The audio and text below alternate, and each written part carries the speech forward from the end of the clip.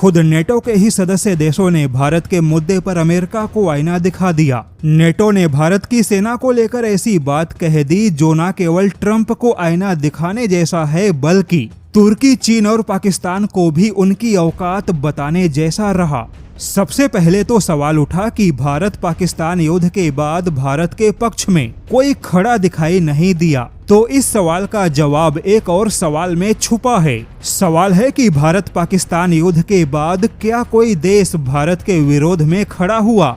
अब जो देश भारत के विरोध में खड़े नहीं हुए, तो फिर वह देश भारत के ही तो पक्ष में खड़े थे।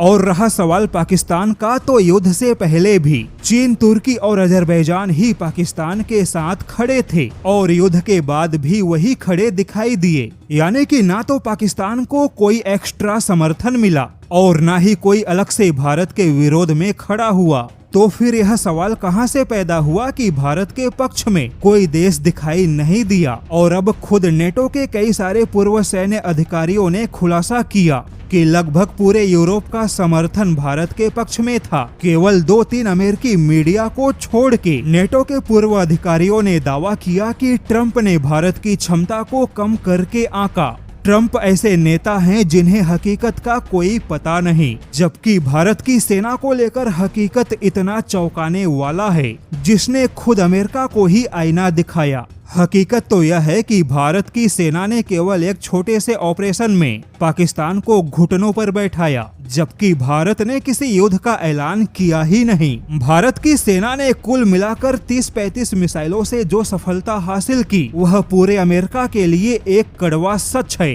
क्योंकि अमेरिकी हथियारों ने भी कभी ऐसी सफलता हासिल नहीं की।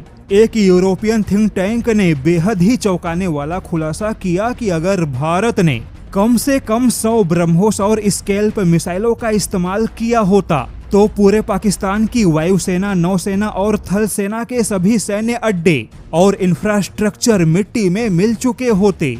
अब भारत की इतनी बड़ी सफलता को राफेल गिरा या नहीं, केवल इस प्रश्न से कम नहीं किया जा सकता। नेटो के पूर्व अधिकारियों का मानना है कि भारत की सेना ने इस पूरे सिंदूर ऑपरेशन में हथियारों का और तकनीकी क्षमताओं का बहुत ही सटीक इस्तेमाल किया। यह बात और है कि अमेरिका अपने हथियारों के व्यापार के लिए भारत की क्षमताओं को सीधे सीधे स्वीकार नहीं करेगा। लेकिन अगर खुद अमेरिका को ही कभी चीन के साथ युद्ध में जाना पड़ा, ताइवान को लेकर चीन और अमेरिका कभी युद्ध में खड़े हो गए, तो ऐसे में भारतीय सेना की युद्ध नीति अमेरिका के लिए वरदान साबित होगी। यूरोपियन देश मानते हैं कि अमेरिका से अलग हटके अब भारत के साथ में रक्षा रणनीति को मजबूत बनाना चाहिए।